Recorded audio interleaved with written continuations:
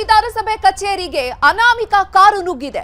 Barricade ಅನ್ನ ಲೆಕ್ಕಿಸದೆ ಸಚಿವಾಲಯದ ಬಳಿಗೆ ಕಾರು ಎಂಟ್ರಿ ಆಗಿದೆ. ದೆಹಲಿ ವಿಧಾನಸಭೆ ಕಚೇರಿಗೆ ದೊಡ್ಡ ಭದ್ರತಾ ಲೋಪ ಉಂಟಾಗಿರುವಂತದ್ದು. ಅಲ್ಲಿ ಹಾಕಿದಂತ ಬ್ಯಾರಿಕೇಡ್ ಅನ್ನ ಕೂಡ ಲೆಕ್ಕಿಸದೆ ಸಚಿವಾಲಯಕ್ಕೆ ಅದರ ಬಳಿಗೆ ಕಾರು ಎಂಟ್ರಿ ಆಗಿದೆ. ರಾಷ್ಟ್ರ ರಾಜಧಾನಿ ದೆಹಲಿಯಲ್ಲಿ ಭಾರೀ ಭದ್ರತಾ ವೈಫಲ್ಯ ಆಗಿದೆ.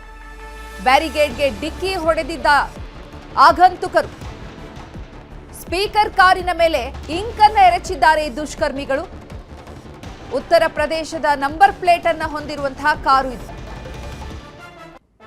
ದೆಹಲಿ ವಿಧಾನಸಭೆ ಕಚೇರಿಗೆ ಈ ಅನಾಮಿಕರ ಕಾರು ನುಗ್ಗಿದೆ. ಬ್ಯಾರಿಕೇಡ್ ಅನ್ನ ಕೂಡ ಲೆಕ್ಕಿಸಿಲ್ಲ. ಸಚಿವಾಲಯದ ಬಳಿಗೆ ಈ ಕಾರು ಎಂಟ್ರಿ ಆಗಿದೆ. ಇದು ದೊಡ್ಡ ಭದ್ರತಾ ವೈಫಲ್ಯ. ಬ್ಯಾರಿಕೇಡ್ಗೆ ಈ ಆಗಂತುಕರ ಕಾರಿತ್ತಲ್ಲ, ಅದು ಡಿಕ್ಕಿ ಹೊಡೆದಿದೆ. ನಂತರ ಸ್ಪೀಕರ್ ಕಾರಿನ ಮೇಲೆ ಇಂಕನ್ನ ಕೂಡ ಎರಚಿದ್ದಾರೆ ದುಷ್ಕರ್ಮಿಗಳು. ಈ ಕಾರ್ನ ನಂಬರ್ ಪ್ಲೇಟ್ ಅನ್ನ ನೋಡಿದಾಗ ಅದು ಉತ್ತರ ಪ್ರದೇಶದ ನಂಬರ್ ಪ್ಲೇಟ್ ಅನ್ನುವಂಥದ್ದು ಗೊತ್ತಾಗಿದೆ. ಈಗ ಎಲ್ಲವನ್ನ ಕೂಡ ಪರಿಶೀಲನೆ ನಡೆಸಲಾಗ್ತಾ ಇದೆ. ಯಾರು ಆಗಂತುಕರು ಬಂದಿದ್ದಾದ್ರೂ ಯಾಕೆ ಅವರು ಅನ್ನುವಂಥ ನಿಟ್ಟಿನಲ್ಲಿ ತನಿಖೆಯನ್ನ ನಡೆಸುತ್ತಿದ್ದಾರೆ. ಭದ್ರತೆಯನ್ನ ಮತ್ತಷ್ಟು ಹೆಚ್ಚಿಸಲಾಗಿದೆ.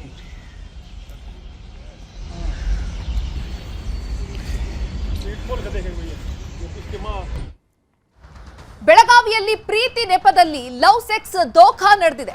ಯುವತಿಗೆ ಮೋಸ ಮಾಡಿ ಆರೋಪಿ ಕೊನೆಗೂ ಕೂಡ ಅರೆಸ್ಟ್ ಆಗಿದ್ದಾನೆ. ಕಡೆಗೂ ಕೂಡ ಆರೋಪಿ ವಿರುದ್ಧ ಪ್ರಕರಣವನ್ನ ಖಾಕಿ ದಾಖಲಿಸಿಕೊಂಡಿದೆ.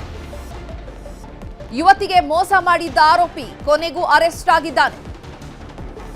ಸಂತ್ರಸ್ತೆ ದೂರನ್ನ ಆಧರಿಸಿ ಆರೋಪಿಯನ್ನ ಶಹಾಪುರ ಪೊಲೀಸರು ಬಂಧಿಸಿದ್ದಾರೆ. ಈತ ಯುವತಿಗೆ ಮೋಸ ಮಾಡಿದ್ದ ಈಶ್ವರ ಸಿಂಗ್ ಬಡಗೂಜರ್ ಅಂತ ಈತನನ್ನ ಈಗ ಅರೆಸ್ಟ್ ಮಾಡಲಾಗಿದೆ. ಫೇಸ್ಬುಕ್ನಲ್ಲಿ ಯುವತಿಯನ್ನ ಪರಿಚಯ ಮಾಡಿಕೊಂಡಿದ್ದ ಈಶ್ವರ ಸಿಂಗ್ ನಂತರ ಸ್ನೇಹ ಪ್ರೀತಿ ಅಂತ ಹೇಳಿ ಆಕೆಗೆ ಲವ್ ಸೆಕ್ಸ್ ದೋಖಾ ಮಾಡಿದ್ದಾನೆ. ಈಗ ಕೇಸ್ ದಾಖಲಾಗಿದೆ. ಮದುವೆ ಆಗ್ತೀನಿ ಅಂತ ನಂಬಿಸಿ ನಿರಂತರವಾಗಿ ಅತ್ಯಾಚಾರ ಮಾಡಿರುವಂತಹ ಆರೋಪವನ್ನ ಮಾಡಿದ್ದಾರೆ ಯುವತಿ. ಈ ಯುವತಿಯಿಂದ 150 ಗ್ರಾಂ ಚಿನ್ನ, 19 ಲಕ್ಷ ಹಣವನ್ನ ಕೂಡ ಈ ಆರೋಪಿ ಪಡ್ಕೊಂಡಿದ್ನಂತೆ. ಮದುವೆಗೆ ಅಂತ ಮತ್ತೆ 3 ಕೋಟಿ ಹಣಕ್ಕೆ ಬೇಡಿಕೆಯನ್ನ ಕೂಡ ಇಟ್ಟಿದ್ನಂತೆ ಈ ಆರೋಪಿ. ಈ ಕುರಿತು ಈಗ ಬೆಳಗಾವಿ ಪೊಲೀಸ್ ಕಮಿಷನರ್ ಕಚೇರಿಯ ಮೆಟ್ಟಿಲೇರಿದ್ದಾರೆ ನೊಂದ ಯುವತಿ. ಮದುವೆ ಮಾಡ್ಕೋಬೇಕು ಅಂತ ಅಂದ್ರೆ ಈಗ 3 ಕೋಟಿ ಬೇಕು ಅಂತ ಡಿಮ್ಯಾಂಡ್ ಮಾಡಿದ್ದಾನೆ.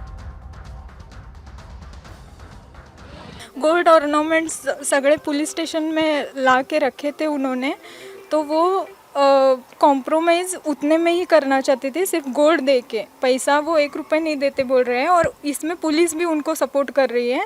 जो गोल्ड उन्होंने पुलिस स्टेशन में ला के रखा था वो उन्होंने वापस से मेरे हाथ में दिखाया और उनको वापस दे दिया। हमारे वहाँ से जाने के बाद उन्होंने एफआईआर तक नहीं ली मेरी।